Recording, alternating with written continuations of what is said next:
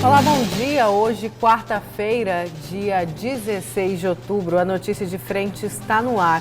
E aqui ao meu lado, o Lúcio Sorge e o Antero Paes de Barros. Bom dia, Lúcio. Bom dia, Nayara. Bom dia, Antero. E bom dia você que nos honra com a sua companhia. Bom dia, Antero. Bom dia, Nayara. Bom dia, Lúcio. Bom dia, telespectador e telespectadora. Olha, eu quero começar uma notícia de frente falando do PSL, dessa crise no partido, que é o partido do presidente Jair Bolsonaro. O deputado federal por Mato Grosso, pelo PSL, Nelson Barbudo, estaria na lista de traidores de Jair Bolsonaro por conta dessa crise no partido.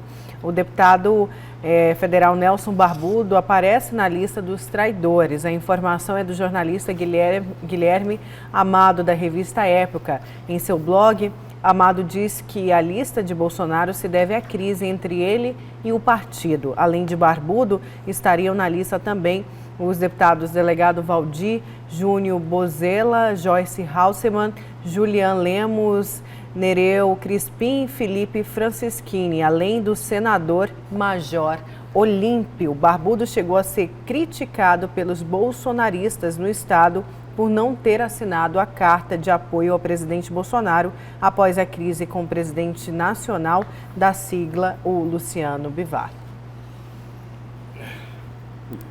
O que fará o Barbudo e o Bolsonaro, né? Essa é uma questão. Ou o que fará o Bolsonaro também sem o Barbudo. E vocês viram ontem a manifestação da Polícia Federal, né? A operação da Polícia Federal. A Polícia Federal ontem foi para cima do Luciano Bivar. O presidente do PSL. O presidente do PSL, que está brigando aqui com o presidente Jair Bolsonaro. Que Nelson Barbudo saiu em defesa de Luciano Bivar. De Luciano Bivar. Dizendo que não ia compactuar com o que estavam querendo fazer, né? Ele usou uma expressão lá que eu não me recordo no momento. De duas uma, Lúcio. É uma coisa esquisita para o Estado Democrático de Direito. Será que o presidente Bolsonaro sabe antecipadamente das operações da Polícia Federal? Pois é, porque o delegado Valdir, que é líder do presidente, chegou a falar que só Saci Pererê, ele citou também Papai Noel, que não sabiam, que o presidente tinha deixado claro na fala lá no Palácio de que poderia acontecer uma operação e aí teria como alvo Luciano Bivar. Lembra daquele diálogo da semana passada com um filiado do PSL lá do Pernambuco, que que foi fazer uma selfie lá com o Bolsonaro, e ele falou: olha, esquece o Luciano Bivar, esse está queimado, esquece o PSL. Só que é o seguinte, voltando aqui para o Mato Grosso, eu já cheguei a ler, nos bastidores se comenta que Nelson Barbudo não quer esquecer o PSL. Não quer esquecer o PSL porque ele está de olho nas eleições do ano que vem, né? Ele já disse aqui à imprensa, disse para a gente lá no Jornal do Meio-Dia, que o PSL deve ter candidaturas aí em 30, 40 municípios e a gente não pode esquecer que o PSL terá o maior fundo eleitoral na campanha do ano que vem, não é isso, Antero? É isso. E o Nelson Barbudo seria candidato a prefeito de Cuiabá. Ou pode indicar alguém da preferência dele. E Nelson Barbudo é presidente do diretório do PSL. E aí é o seguinte, é a direção do partido que administra o fundo eleitoral, não é isso? É isso, mas o que eu considero grave no projeto democrático do país é o seguinte: é o presidente da República saber antecipadamente de uma operação da Polícia Federal. A Polícia Federal não é uma polícia de governo. É uma polícia de Estado, é para servir ao Estado brasileiro e não para servir o atual ocupante do Palácio do Planalto. Isso é grave do ponto de vista democrático. Quer dizer, se o presidente fez esse rompimento com o Bivar, porque o presidente da República provocou o rompimento com o Bivar. Ele provocou porque ele já sabia da operação que viria da Polícia Federal? Isso é grave. Ah, ele não sabia. É mais grave ainda. Quer dizer, então, que a Polícia Federal fez a operação porque o presidente rompeu com o Luciano Bivar. Mas o ministro que foi denunciado continua no governo, não é? Continua no Não é governo, isso? é isso. Ministro do Ele quer turismo? tratar Minas Gerais de um jeito e Pernambuco de outro. E assim, não há um nível na República. Há um desnível na República. Não sei se vocês viram a camisa daquele ex-candidato a embaixador, porque eu não acredito que o Bolsonaro vai insistir em indicar esse garoto, o Eduardo Bolsonaro, para ser o embaixador dos Estados Unidos. Você viu a camiseta que ele vestiu, que está nas redes sociais? Ironizando o movimento LGBT. Ele coloca assim, Liberty, que é liberdade, G, eu não lembro o que era, LGB, Bolsonaro, e T, Trump. LGBT, Liberty, não sei o que, e T, Trump. Quer dizer, Gans, que era armas, Liberty, que é liberdade, Bolsonaro e Trump. Quer dizer, esse cidadão vai ser embaixador do Brasil nos Estados Unidos. Pelo amor de Deus, cara. Quer dizer, jogando contra todas as minorias aí, ironizando isso, aí fizeram um meme seguinte, LGBTQ. Temos botaram aqui Queiroz, a imagem né? do meme também, ó. Temos lá, a imagem LGBTQ. original, e a outra que tem a cara do Liberty, Queiroz. armas, Bolsonaro e Trump. Aí tem uma LGBT, G, botando, aliás, um Q. E a cara do Queiroz. Cadê o Queiroz? Foi um meme, né? Foi um meme usado. Quer dizer, a que nível chegou? Olha, eu não preciso contrariar a sua argumentação. Eu preciso fazer um meme. Quer dizer, é o diálogo através do meme. Isso é o rebaixamento do país a um nível nunca antes visto. Eles continuam, Antero, o seguinte, estimulando a divisão do país, não é isso? Aí o seguinte, lá as redes sociais têm de tudo um pouco, ou um pouco de tudo, né? Qualquer dos dois jeitos cabe, né? Dos dois jeitos cabe. E era uma manifestação que, nesse momento, mais uma vez, a família interferindo, os filhos, para deixar bem claro, e a gente já falou disso, conversamos sobre isso, inclusive, com o Nelson Barbudo, aqui no A Notícia de Frente, a interferência dos filhos, o quanto isso é prejudicial para a imagem do presidente da República. Para a imagem do país. E do país como um todo. O Brasil elegeu Jair presidente.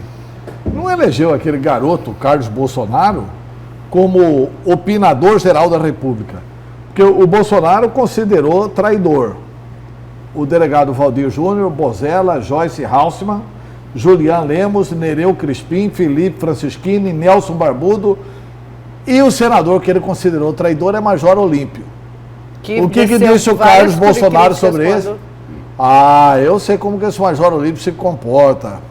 Quando vê o Bolsonaro, parece uma cadela no cio. Isso para um senador da República, cara. O filho do presidente fala que um senador da República do PSL é uma cadela no cio. Quer dizer, olha, é um nível realmente que nunca se viu na República. Que nunca se viu na República. Eu acho que as pessoas, cada dia mais, vão ficando envergonhadas por terem votado em Jair Bolsonaro. Porque não é possível um negócio desse. Eu quero saber agora os destaques de vocês para hoje. Vamos começar com o seu destaque, Lúcio. O meu destaque aqui é sobre essa CPI, não é? Lá da Assembleia Legislativa, sobre a Energisa, né? A CPI aí foi criada para investigar os aumentos abusivos aí nas contas de energia elétrica. E aí ontem o presidente da empresa, né? O diretor-presidente da Energisa, o Riberto José Barbaneira, esteve lá na Assembleia Legislativa, explicando a posição da empresa, que não é bem assim, reclamou que, olha, era uma audiência pública e virou CPI, aí acabou levando uma bronca lá, porque ele disse que os deputados não têm competência para investigar a Energisa, porque o sistema elétrico é regulado pela ANEEL, que é a Agência Nacional de Energia Elétrica, e aí falou aí sobre uma dívida de 600 milhões de reais. Falou, isso aí é da época da rede Semate, mas a Energisa não assumiu, a rede Semate, não assumiu o passivo da rede Semate, inclusive a Energisa acabou adquirindo o controle da rede Semate,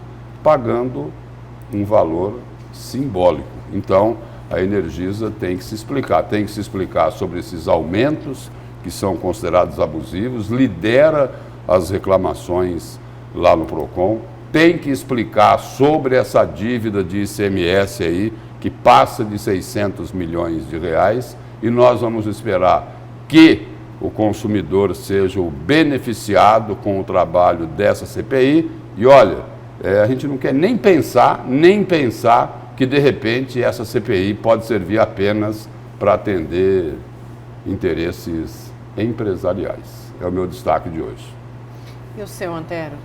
Meu destaque é o seguinte, é que pela segunda ou terceira vez, o Emanuel Pinheiro tem um prazo de 10 dias para se defender de uma ação na Vara de Ação Civil Pública e Popular, é um dos destaques do site Gazeta Digital, onde ele terá que, o juiz Bruno de Oliveira terá que decidir sobre o afastamento ou não do prefeito Emanuel Pinheiro da Prefeitura de Cuiabá.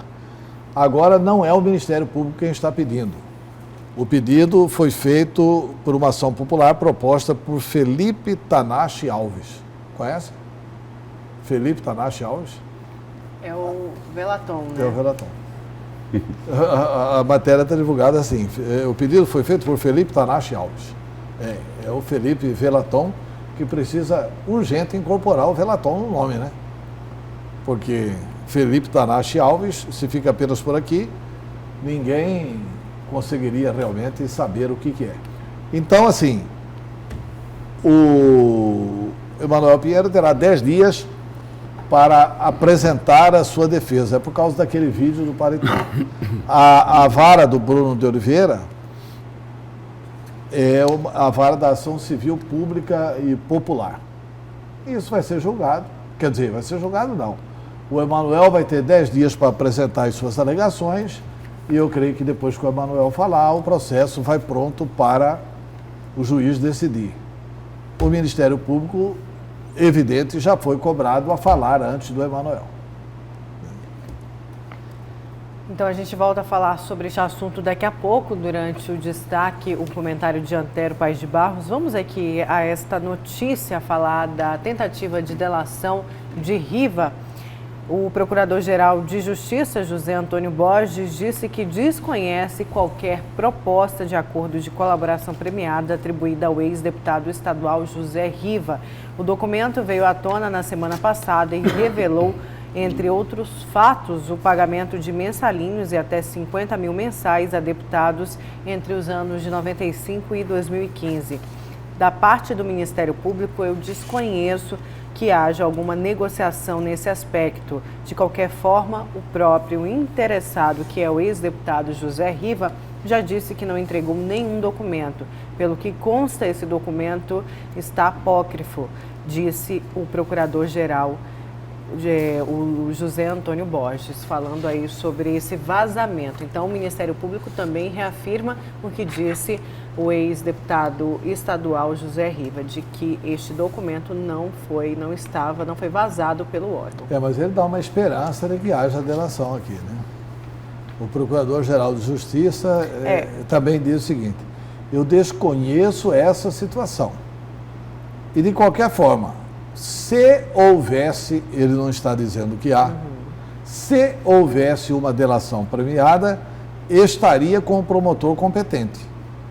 Mas não temos nada oficial em relação a isso. E tem mais, Antero. Né? Tem mais. Traduzindo, pode estar com o promotor competente. Não. O que é mais? Tem mais. Ele detalhou mais isso que você acabou de falar, o procurador-geral lá do Ministério Público. Ele disse o seguinte, olha, abre aspas, eu não faço nenhuma intromissão política e não deixo que ninguém faça intromissão política, seja com o GAECO ou com qualquer outro promotor. E ele continuou.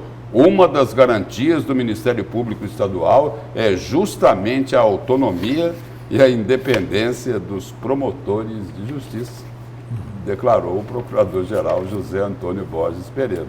Ou seja, se o promotor de justiça que está com o caso, ou estaria com o caso, né, homologar a delação, o Procurador-Geral vai assinar homologando a delação, porque ele é a favor da autonomia total dos promotores.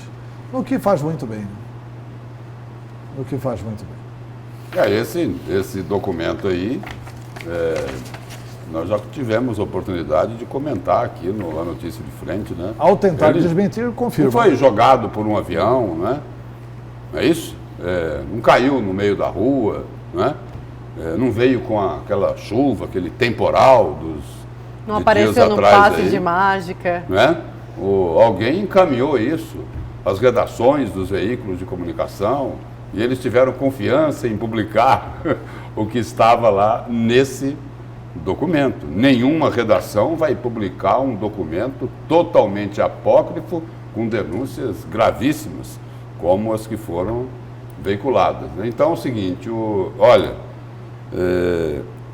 até olhando aqui, vendo, né, relendo essas declarações aqui do Procurador-Geral, onde tem fumaça, tem fogo, hein?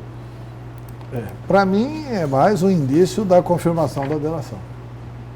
Parabéns ao Pablo Rodrigo. Se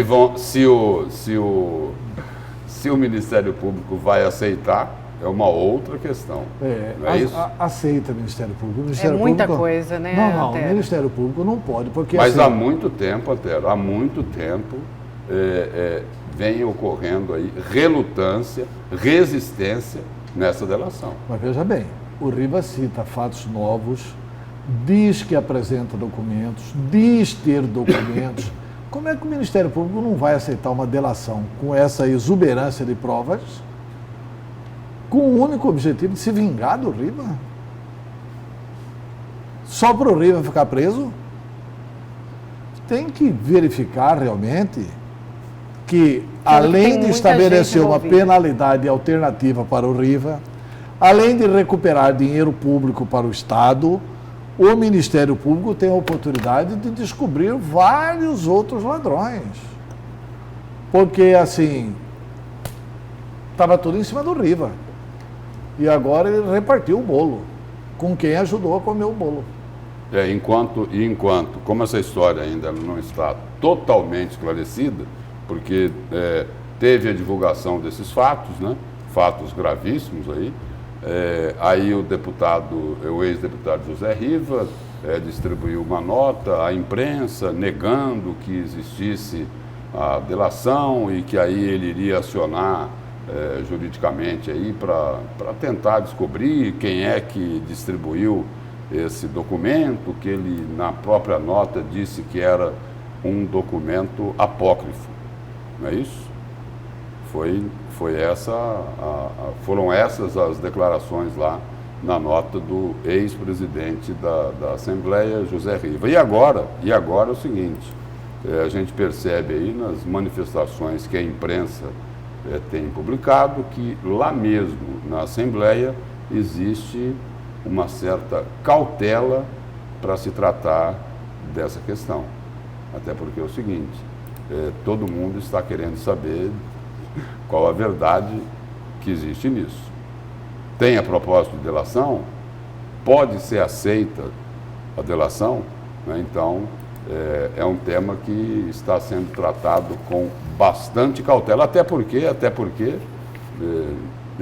naquilo que foi divulgado, na suposta proposta de delação, existem lá muitos ex-deputados, né?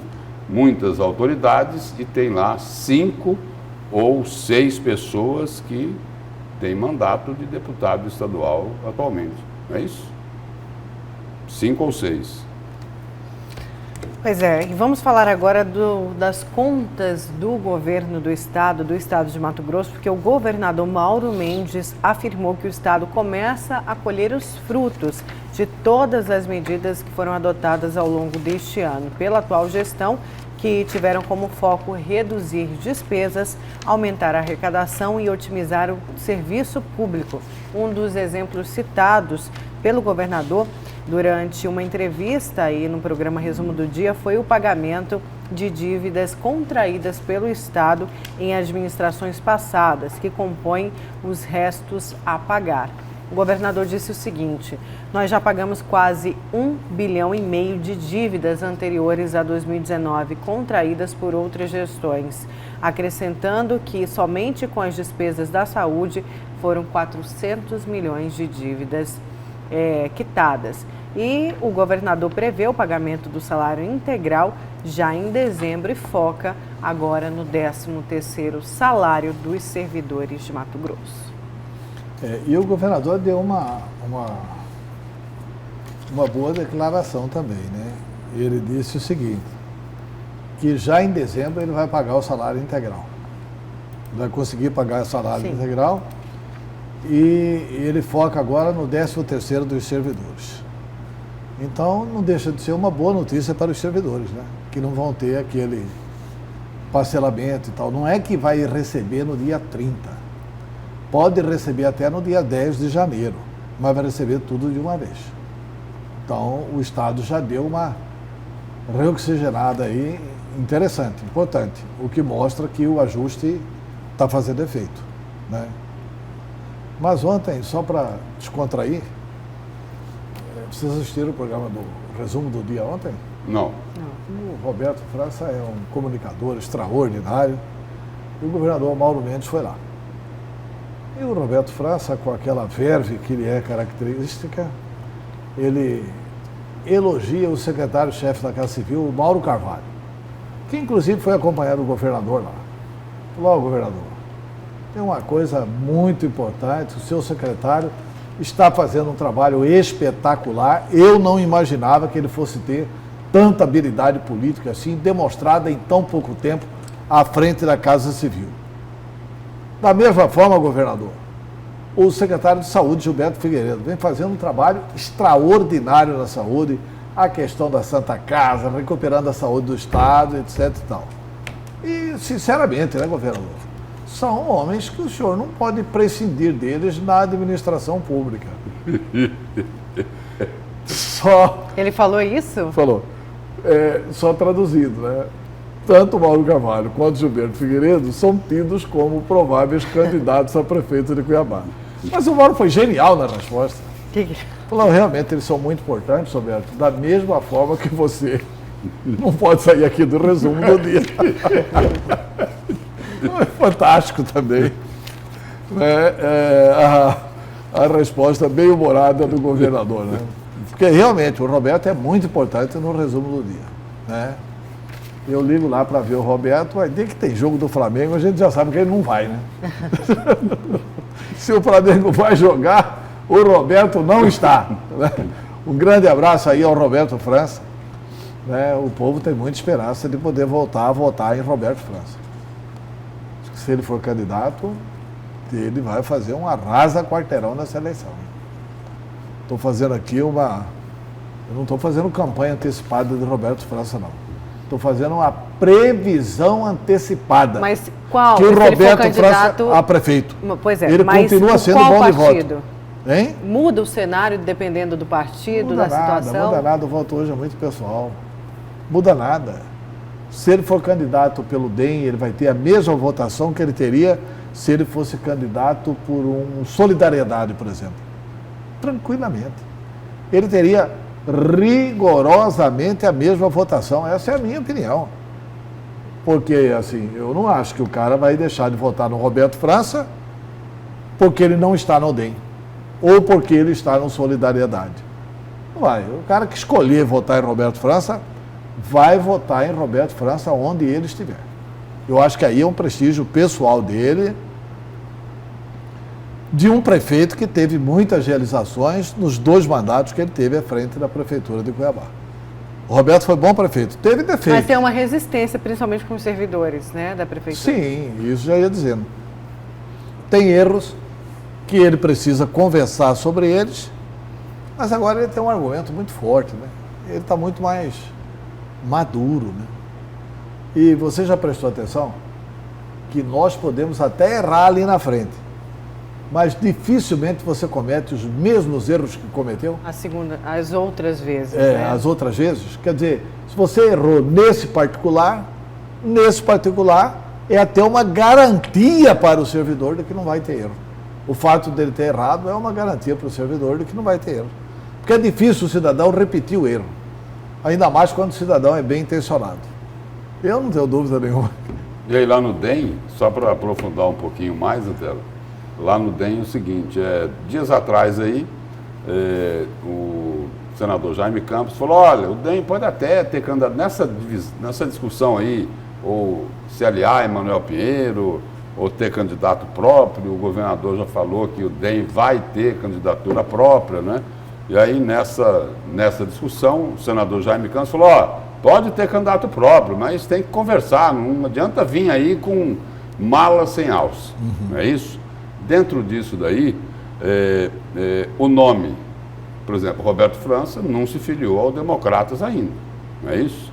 Não se filiou ao Democratas ainda. Mas o nome de Roberto França é bem assimilado pela família Campos, Sim. por Júlio e por Jaime Campos. E Roberto França, num cenário ideal de disputa eleitoral, é lógico que ele gostaria de contar com o apoio, né, e a bênção do governador Mauro Mendes. Não é por aí? Tudo bem. Eu acho até assim que ele pode achar que esse é o caminho mais fácil. Embora não se tenha nenhuma pesquisa indicando que esse seja o caminho mais fácil, né? Que o Mauro Mendes está fazendo uma administração sincera e honesta e falando o que as pessoas precisam ouvir no estado de Mato Grosso, isso não resta nenhuma dúvida. Mas até agora, nem o Estado, nem os institutos de pesquisa particulares fizeram qualquer avaliação mais aprofundada sobre como é que isso repercutiu no seio do funcionalismo público, que é muito forte numa eleição em Cuiabá. Lembrando o seguinte, que notícias como essas que o Mauro Mendes dá, a partir de dezembro eu já vou atualizar o salário, são notícias que vão consolidando aquela imagem de gestor que sempre respeitou o funcionalismo. Porque o Mauro, quando prefeito de Cuiabá, foi adorado pelos funcionários públicos. Foi muito bem na prefeitura de Cuiabá. Pegou um estado numa situação desastrosa e está arrumando o estado. Claro que o Roberto se sentiria mais à vontade se estivesse no DEM com todo esse apoio. Mas aí, mais importante do que ter o apoio do Mauro Mendes, é ter apoio dos eleitores do Mauro Mendes. O fato de Roberto não ir para o partido do Mauro Mendes não significa dizer que os eleitores do Mauro Mendes não vão votar nele. A eleição é um negócio complicado, viu, Lúcio? Eu me lembro que numa disputa em Recife, Jarbas Vasconcelos perdeu o diretório do MDB. E quem ganhou o diretório do MDB foi José Múcio. José Múcio tinha vindo do PP. Aí o Zé Múcio colocou de propaganda no outdoor: Zé Múcio é do MDB. O MDB era muito forte na época. Aí o senador, o Jarbas Vasconcelos, que era candidato a prefeito na época, falou assim: Jarbas Vasconcelos foi do MDB, é do PSB, mas tem a cara do MDB. Porque o apoio do MDB ali era fundamental naquela época da luta pela ditadura. O Jarbas ganhou, foi eleito prefeito de Recife. Entendeu? Quer dizer, o fato do Zé Múcio estar no partido MDB não fez com que os eleitores do MDB se identificassem mais com o Zé Múcio. Se identificaram mais com a mensagem. Depende muito da mensagem, né? Evidente que o Roberto candidato, ainda que não seja no partido do Mauro Mendes, ele não vai falar mal do governador. Ele vai procurar ter uma boa convivência e tal, e isso pode atrair os votos dos que respeitam e admiram o governador Mauro Mendes. Olha, vamos para o nosso... Dicas de marketing, né? Anotados aí, né? Vamos para o nosso primeiro intervalo. Na volta a gente vai falar da CPI da energia elétrica aqui em Mato Grosso. Então não saia daí.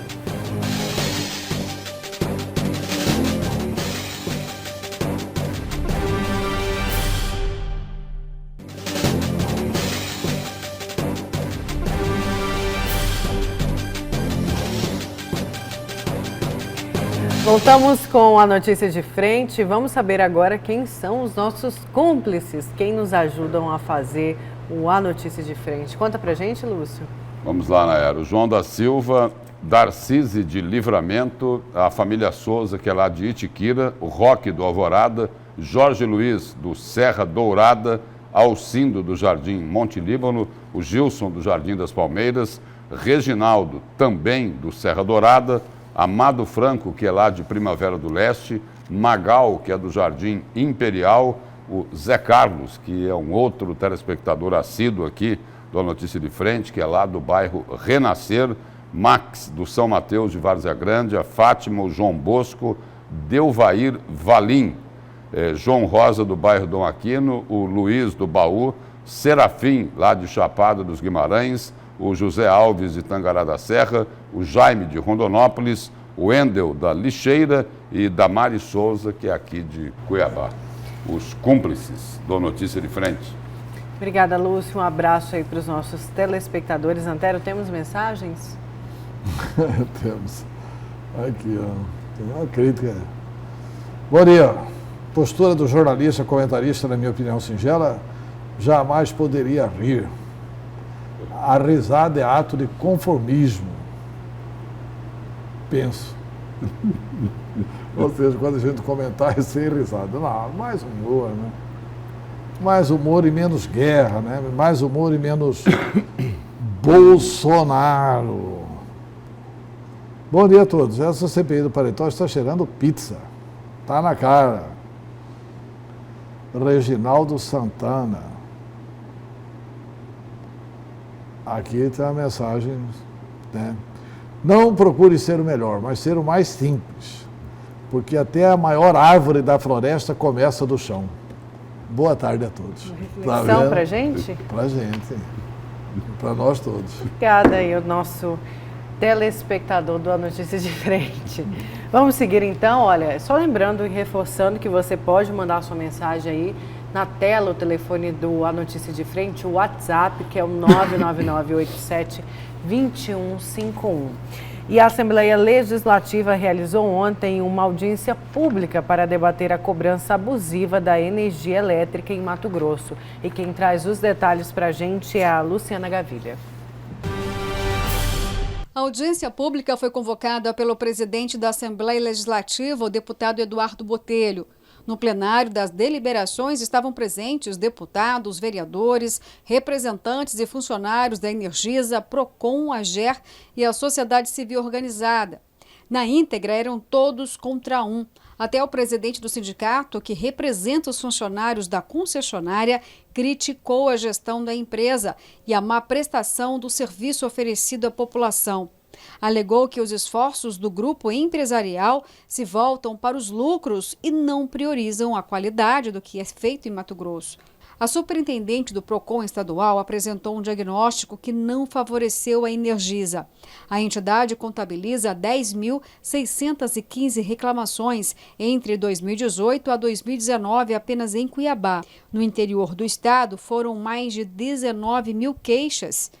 80% das ocorrências relatam cobranças abusivas. Na verdade, nós temos aí esse aumento, né, na verdade, da percepção do consumidor de ausência de leitura da empresa, o que a gente acredita que poderia sim ser sanado com maior número de pessoas trabalhando na empresa para que o consumidor não fosse lido por média, né, porque aqui em Mato Grosso nós temos aí o ICMS escalonado, ou seja, quanto mais você consome, mais imposto você paga, então a ausência do serviço num determinado mês, que é a leitura, isso impacta negativamente para o consumidor no mês seguinte, né, então são situações situações que podem ser resolvidas pela empresa, né? Como também situações aí de retirar alguns serviços que são essenciais, como por exemplo a leitura de urgência, né? A religação de urgência que deve acontecer em 4 horas na área urbana e que hoje a concessionária não está fazendo mais. O PROCON ainda atesta a falta de transparência na fatura da concessionária que chega mensalmente nas unidades consumidoras. Alerta ainda que existe um contrato de concessão com vantagens exageradas em favor da Energisa. Falhas na leitura e dificuldade de atendimento seriam outros problemas graves. O órgão de defesa do consumidor também alega que foram aplicadas multas que somam 13 milhões de reais contra a Energisa, isso desde 2014. Porém, apenas 267 mil reais foram pagos. O restante está judicializado. O tempo de interrupção de energia também foi criticado. Seriam 23 horas em Mato Grosso. Em São Paulo, para se ter uma ideia, não passa de 7 horas de interrupção. A fiscalização da Energisa cabe à AGER, porém a atuação é questionada. Hoje a AGER precisa de mais pessoal, né, para conseguir fiscalizar a Energisa em todo o estado de Mato Grosso. O proponente da audiência destacou a insatisfação generalizada contra a prestadora de serviços. Realmente a sua preocupação com a situação que se encontra da reclamação generalizada, descontentamento geral, tanto pequeno, médio consumidor, grande, os prestadores de serviço, as terceirizadas, é um descontentamento generalizado com o serviço que vem sendo prestado pela Energisa.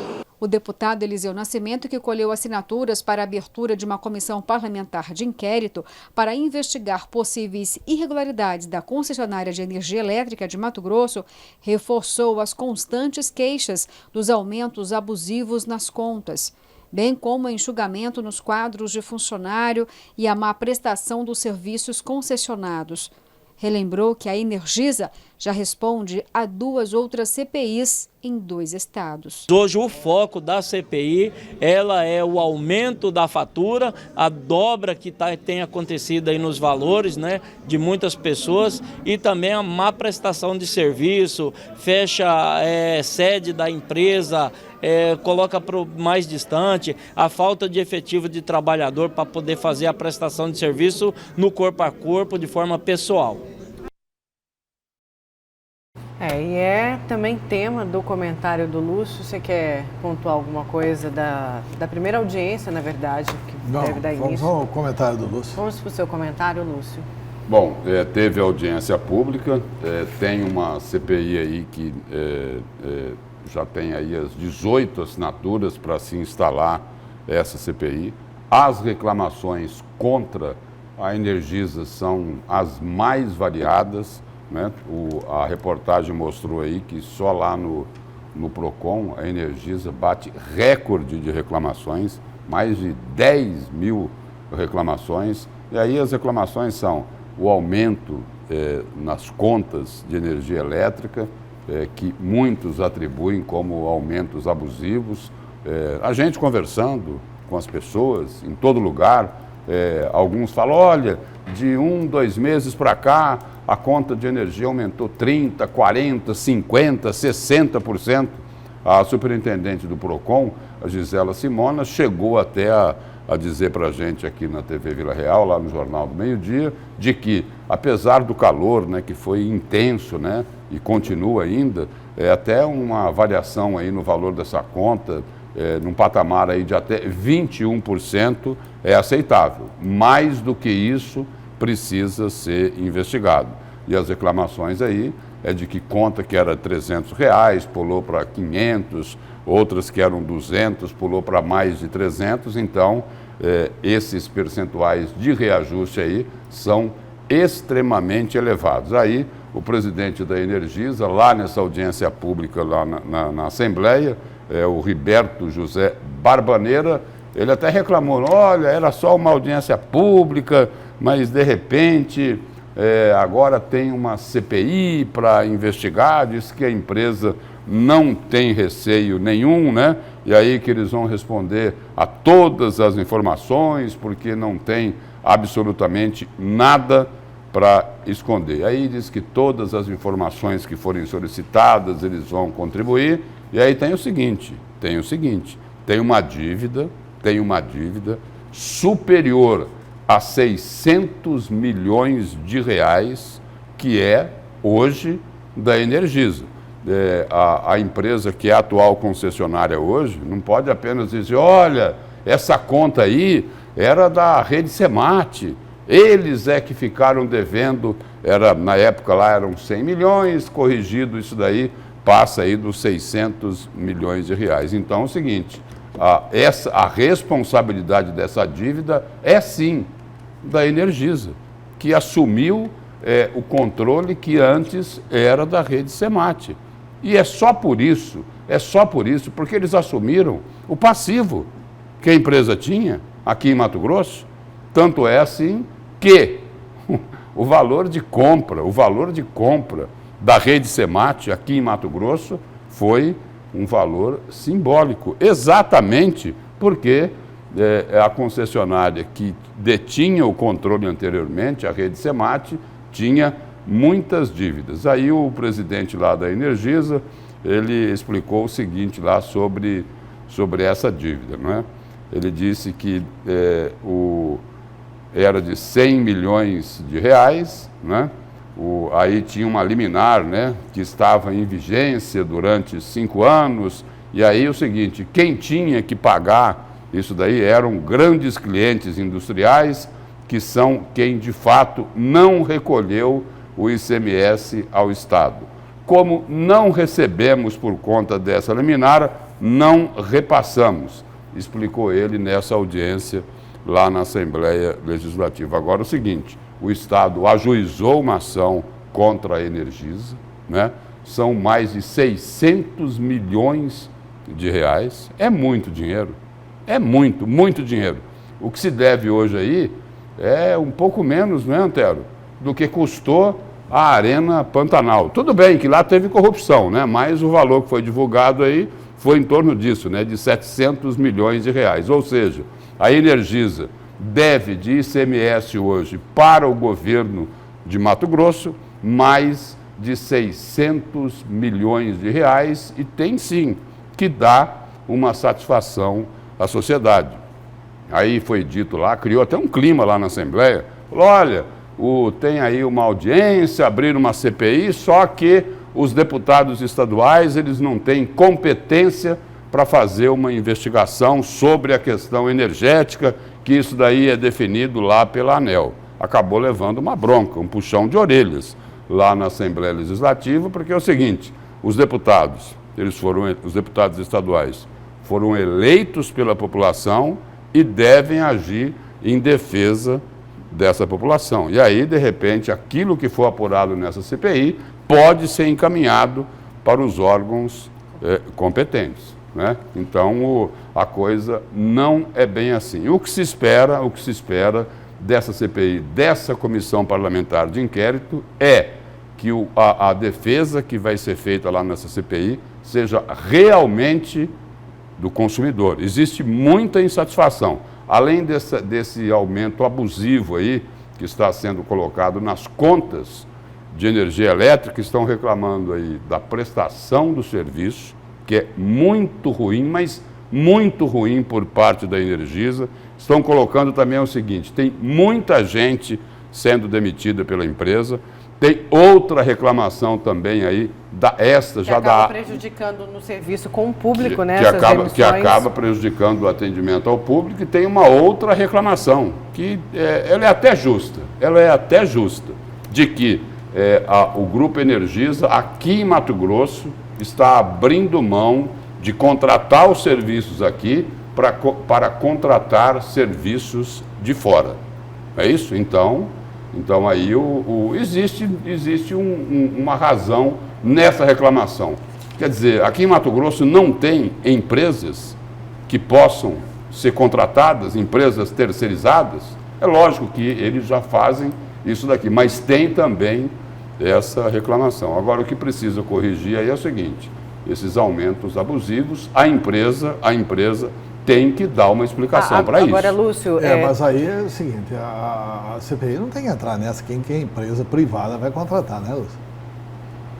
A empresa privada contrata quem quiser, né? Sim, ela contrata contrata quem ela quiser. Se ela contratar de fora, é porque o preço está menor. De obra, o preço está menor que o daqui. Quer dizer, as empresas de Mato Grosso, aliás, esse é um problema do capitalismo. O grande problema do nosso capitalismo é que não tem a livre concorrência. As pessoas querem a facilidade na concorrência. Todos os setores, as pessoas querem concorrência mais ou menos, né, escolhida. É normal isso, normal não, mas esse corporativismo existe e é constatável isso no processo de concorrência brasileira. Claro, o Biratan Spinelli, quando foi deputado estadual, ele fez uma lei que dava preferência à empresa local em caso de igualdade de condições. Em caso de igualdade de condições, eu acho que a Assembleia tem que exigir politicamente da Energisa que se contrate a empresa de Mato Grosso para gerar emprego aqui. Por exemplo, uma das coisas que precisa discutir com a Energisa... Eu acho que a cobrança, Antero, que está sendo feita é exatamente nesse sentido. Tá. E a outra cobrança que tem que ser feita da Energisa é a seguinte: por que o call center da Energisa não é feito em Mato Grosso? Certo? Em outros, no Nordeste, né? Onde que é? Eu não sei.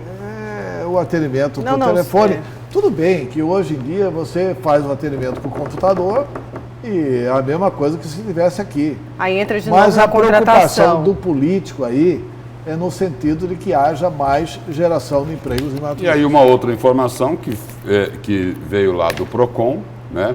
Talvez explique por que é que a empresa não se preocupa tanto com as reclamações e não se preocupe tanto com o consumidor que não é bem atendido. Foi colocado ali com um valor ali de multas ali superior a 13 milhões de reais e a empresa pagou pouco mais de 200 mil reais. Então, pelo que a gente vê aí, parece que fica barato não atender o consumidor. E aí as interrupções de energia estão muito acima do que a média dos outros estados do país. Agora... E aí teve uma expressão ali que foi usada na reportagem de que a audiência lá parecia todos contra um. Eu gostaria de colocar o seguinte: todos, eu quero crer nisso, né? Todos em defesa dos consumidores que estão sendo prejudicados pela Energisa, ou pelo valor da conta, valores excessivos, ou pelo serviço que está sendo prestado, que não é a qualidade desejada. Agora, eu quero fazer duas observações que defendem a posição da Energisa. Primeiro, se a Energisa tem uma dívida que está sendo cobrada e se essa dívida está sendo discutida administrativamente entre os advogados da Energisa e os advogados do Estado, tem que esperar o fim dessa lide. Isso não é objeto de CPI. Isso vai investigar uma dívida que a empresa privada tem com o Estado e que ela está usando o direito de recorrer.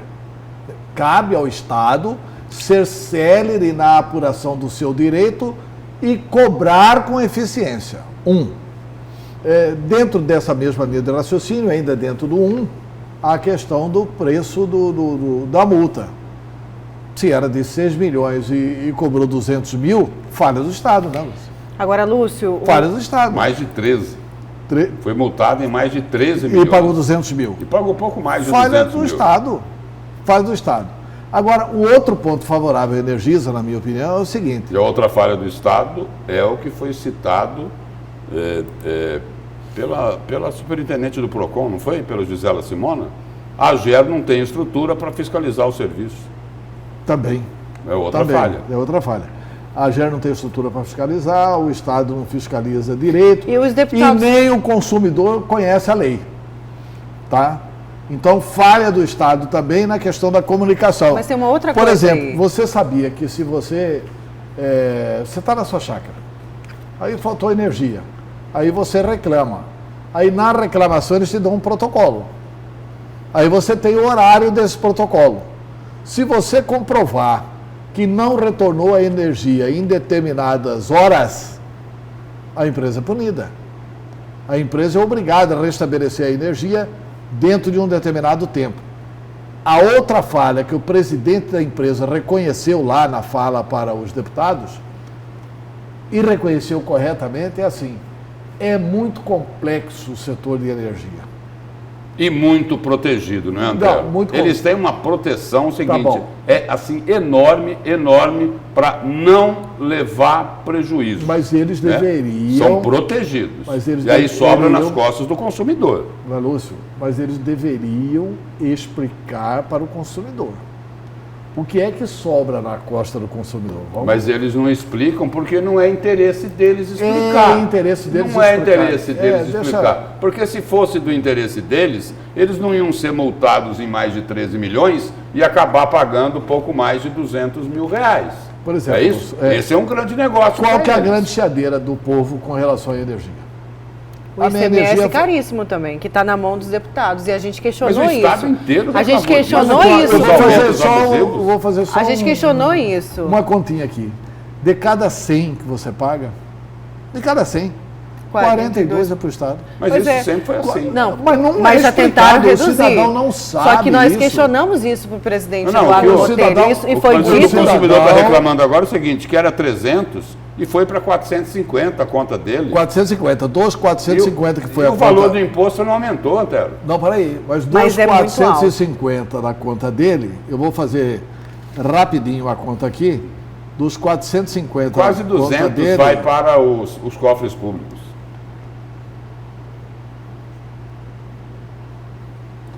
R$189. É isso aí. 450, 189 é do Estado. Entendeu? E assim, e essa questão da bandeira verde e vermelha, não sei o quê, não é nem autonomia do governo do Estado. O Estado não pode decidir sobre isso. Quem decide sobre isso é o governo federal. Não adianta a gente ficar aqui criticando Mauro Mendes, prefeito de Cuiabá, prefeito de Rondônia. Isso não tem absolutamente nada a ver com essa questão da bandeira. Isso é administrado pelo Ministério das Minas e Energia. Então, falta muito esclarecimento para... E essa daí... E é normal que a população não saiba, né? E o que você colocou aí é uma outra coisa. Esse ICMS, que é cobrado nas contas de energia elétrica, já passou muito governador aqui por esse estado, prometendo que ia baixar o percentual desse ICMS. E até hoje, isso não aconteceu. E o seguinte, ele não vai baixar. Não vai acontecer. Não vai baixar. Não vai acontecer. Não vai acontecer. Porque o Estado, do jeito que está, não pode abrir mão dessa receita. E o Estado sempre vai falar então, isso. Então, assim, é só preciso explicar para o cidadão que quase metade da conta dele é imposto. Né? Então, e nós somos um país liberal. Estamos na democracia liberal de Jair Bolsonaro. Né? Agora, o presidente de uma empresa não pode chegar e querer dar um pito em deputado, né? Dizendo que eles não podem investigar. Né? Não vai adiantar nada porque só quem decide isso daqui é o governo federal, porque a legislação é da União. Tudo bem, mas aí, não pode investigar, checar o que está errado e depois encaminhar isso para os órgãos competentes? É lógico que pode. Sobre preço, o Estado não pode investigar mesmo. Sobre a bandeira que a União estabelece, não cabe ao Estado. Mas se tem uma cobrança abusiva, não pode, Antero? Se tem uma cobrança abusiva, é caso do PROCON. Não, porque a suspeita é essa. A superintendente do PROCON diz o seguinte, que a leitura está sendo feita por estimativa. Não estão indo fazer a leitura, então é o seguinte, precisa aí é caso do PROCON. Aí cabe a investigação. Aí cabe a investigação. Vamos então para mais um intervalo. Na volta a gente continua com a notícia de frente.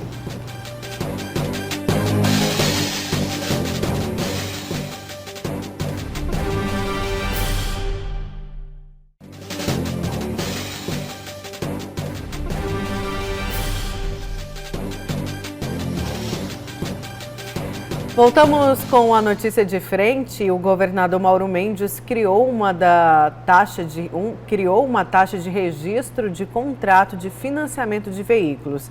Em governos anteriores, a taxa resultou em esquemas de corrupção que foram descobertos na Operação Bereré e também bônus. Os detalhes com o repórter Luiz Vieira. A medida foi publicada na edição desta terça-feira do Diário Oficial e se trata da nova taxa de registro de financiamento de veículos em alienação fiduciária.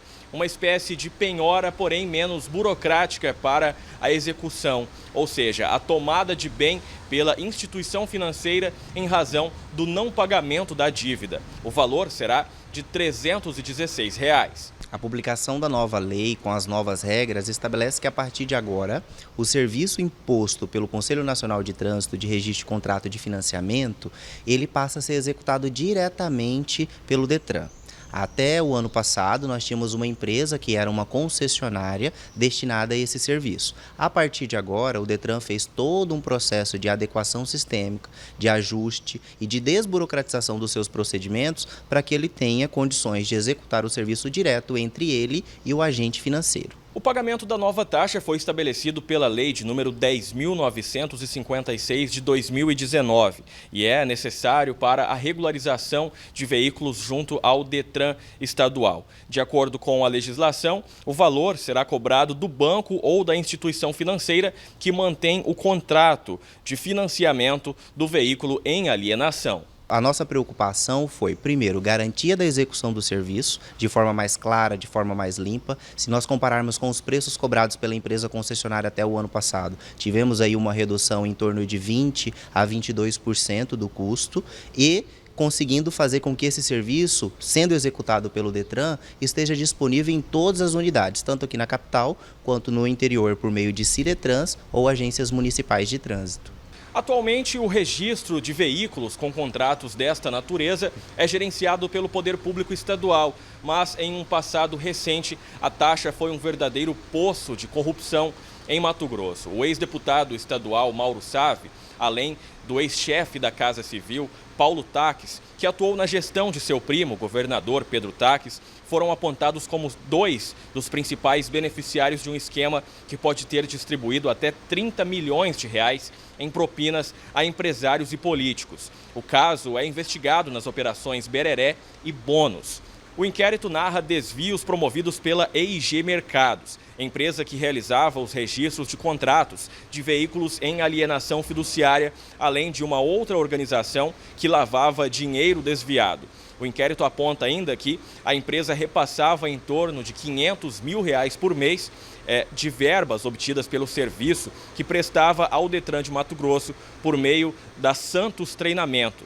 A empresa era uma espécie de sócia oculta nos trabalhos realizados ao departamento estadual. O dinheiro chegava a políticos notórios do estado, como o ex-governador Silval Barbosa, o ex-deputado estadual Mauro Savi, também o ex-deputado federal Pedro Henri e, posteriormente, já na gestão Pedro Taques, ao ex-chefe da Casa Civil, Paulo Taques, por meio de depósitos bancários e pagamentos em cheques. Os repasses eram feitos pelos sócios da Santos Treinamento, como Claudemir Pereira, também conhecido como Grilo. Mauro Savi, Paulo Taques, os sócios da Santos Treinamento e outras pessoas chegaram a ser presas na operação, mas atualmente encontram-se em liberdade. O que nós sempre esclarecemos é que esse serviço ele só é executado por uma exigência do Conselho Nacional de Trânsito. Exigência essa que nasceu lá em 2009. Então, essa obrigação é do agente financeiro. A responsabilidade quanto ao registro do contrato de financiamento, pela regra da resolução do CONTRAN, é para o respectivo banco responsável pelo aquele financiamento. O diretor de veículos do Detran afirma que o serviço será automatizado e que não há novos procedimentos a serem buscados pelos proprietários.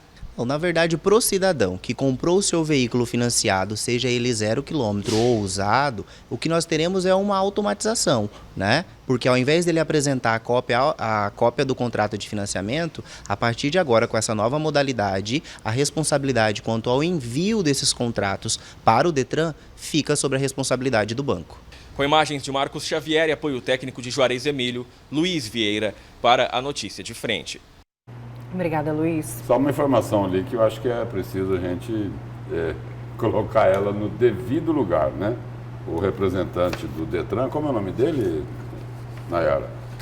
Esse eu acho. O que deu a entrevista aí. Augusto Cordeiro. Augusto Cordeiro. Ele falou, olha, quem vai pagar essa taxa de R$316 é o banco que financiou o veículo, ou então uma instituição financeira. Aí é o seguinte, né? Quem foi lá fazer o empréstimo não vai ser cobrado pelo banco, né? Até parece.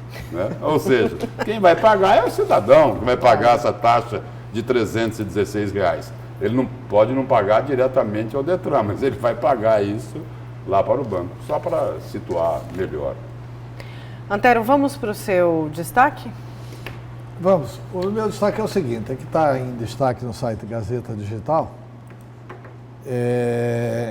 O juiz Bruno de Oliveira Marques, da Vara Especializada da Ação Civil Pública e Ação Popular de Cuiabá, determinou ao prefeito Emanuel Pinheiro o prazo de 10 dias para apresentar sua defesa na ação civil pública que pede o seu afastamento do cargo por conta dos vídeos apresentados na delação do ex-governador Silval Barbosa em 2017.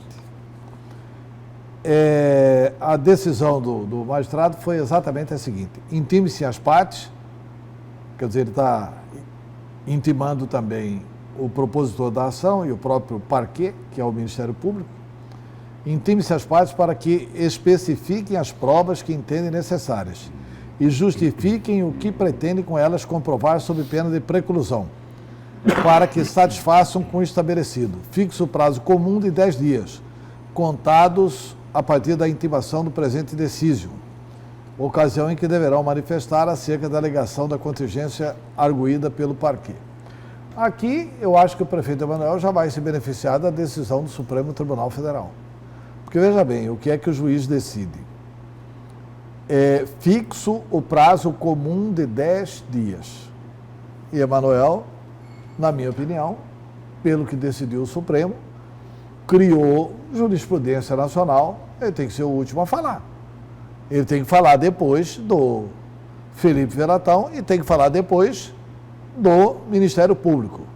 Mas a informação é essa, que fixou o prazo comum de 10 dias para que o prefeito possa se manifestar. Ou seja, todos vão apresentar as argumentações finais daqui a 10 dias. E Emanuel vai ter que se conformar em apresentar ao mesmo tempo que os seus acusadores. Isso pode, no futuro, beneficiar o prefeito Emanuel Pinheiro. O pedido de afastamento do prefeito ocorreu em 2017. Esse pedido agora que vai ser julgado está parado no Tribunal de Justiça desde 2017. Através de uma proposta apresentada por Felipe Tanashi Alves, que é o vereador Felipe Veratão, por conta das notícias nacionais e locais a respeito do vídeo em que Emanuel Pinheiro aparece. Dentre os personagens revelados nos mais diversos esquemas de corrupção, surgiu o atual prefeito de Cuiabá, Emanuel Pinheiro, que foi gravado enchendo os bolsos com maços de dinheiro entregues pelo então chefe de gabinete, Silvio Araújo. O juiz Bruno de Oliveira Marques já negou a liminar. Ele negou a liminar por falta de um requisito. Lá atrás, né? Não, agora. Agora? O pedido foi negado liminarmente por Bruno de Oliveira Marques por falta do requisito periculo in mora, que não teria ficado demonstrado. Ou seja, você tem que demonstrar ao magistrado o perigo da demora de não decidir. Só tentando contribuir com você aí.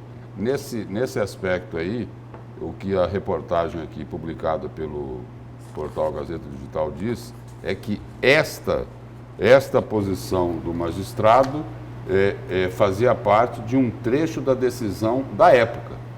Então me parece que... É lá atrás. 2017. Parece que é lá atrás, essa posição então, aqui, que não tinha urgência. Por isso que ficou parado esse tempão. Em que pese a gravidade dos fatos noticiados pelo autor, ao menos até este momento. Não há nos autos elementos que justificam o afastamento do réu Emanuel Pinheiro, dizia trecho da decisão da época, exatamente. É lá atrás. Agora, tanto o autor quanto o prefeito terão a possibilidade de se manifestarem na ação, seja com mais provas, testemunhas e perícias. Além disso, o magistrado também solicitou a manifestação do Ministério Público de Mato Grosso. Quer dizer o seguinte, que anteriormente, essa mesma ação já visitou a mesma vara. Não era juiz da vara, na época, o doutor Bruno de Oliveira Marques. E o juiz da época, que depois foi até para o TRE, estou tentando lembrar o nome dele aqui, não consigo. O juiz da época, ele acabou por não afastar o prefeito Emanuel Pinheiro. Sob que argumento? Ele acha que o caso é grave, que tem que prosseguir o processo de improbidade, mas que não há contemporaneidade com os fatos. Só ressaltando o seguinte, que aquele fato é quando Emanuel era deputado estadual. Quando o juiz diz não há contemporaneidade com os fatos, ele está dizendo o seguinte: esses fatos não ocorreram quando Emanuel era prefeito. Ocorreram lá atrás, quando ele era deputado estadual. E exatamente por essa ausência de contemporaneidade, o juiz anterior, atendendo na época uma petição do Ministério Público, através do promotor Clóvis, ele acabou negando o afastamento. Vamos ver agora, é uma outra ação do Felipe Felatão, é um outro juiz, é um outro magistrado. Vamos ver qual vai ser o entendimento do magistrado. Mas aqui, eu creio que a defesa do Emanuel pode até requisitar o direito de falar depois, né? E aí pode depois da recente decisão. E aí pode ter um probleminha a mais aí para a defesa do prefeito Emanuel Pinheiro. Nessa reportagem aqui do Pablo Rodrigo, também é citado ao final dela, Antero, de que a Procuradoria-Geral da República também havia solicitado o afastamento de Emanuel Pinheiro. Porém, o caso acabou não sendo analisado por conta do desmembramento do processo, que se encontra atualmente na Justiça Federal aqui de Mato Grosso. Então é o seguinte, esse caso aqui do juiz Bruno de Oliveira Marques está lá na Justiça Estadual. Da vara de improbidade. Da vara de improbidade. E é possível, tem um outro procedimento. Ter os dois e fatos. tem um outro procedimento lá na Justiça Federal pelo desmembramento que está do com processo. O juiz Jefferson Schneider. É isso? É. E aí vamos ter aí, dentro de 10 dias, 2 resultados, né? Não, 10 dias o resultado, prazo, com certeza, né? Da ação aqui do juiz Bruno. Eu falo da coincidência dos Eu não sei se... Porque o juiz lá também já fixou o prazo. Não, eu falo de outra coisa, Antero. Eu falo que aqui o juiz Bruno de Oliveira Marques deu 10 dias para que ele se manifeste. Certo. Né? Aí lá na Câmara, na CPI do Paletó, pediram 10 dias para ler o que é que tem lá, não é isso? Você vê que... Não, a coincidência dos 10 dias. O vereador Toninho está quase um juiz. Coincidências acontecem, né? Olha, antes da gente encerrar, eu queria ler mais uma notícia que vem da Folha de São Paulo, do site UOL, que o presidente Jair Bolsonaro assinou o 13º salário a beneficiários do programa Bolsa Família. O pagamento será no mesmo valor do benefício e acontecerá no calendário regular já estabelecido pelo programa social. O anúncio que o Bolsa Família ia ter esse 13º salário foi feito em abril, mas só ontem o presidente assinou a medida provisória que garante o 13º salário para os beneficiários do Bolsa Família. Palmas para o Bolsa Família. Vamos então? Vamos. Lúcio, bom dia. Obrigada. Bom dia a todos. Bom dia, Antero. Obrigada. Bom dia, até amanhã. Bom dia também a você que nos acompanhou nessa manhã. Você fica agora com o Jornal da Manhã. Até amanhã.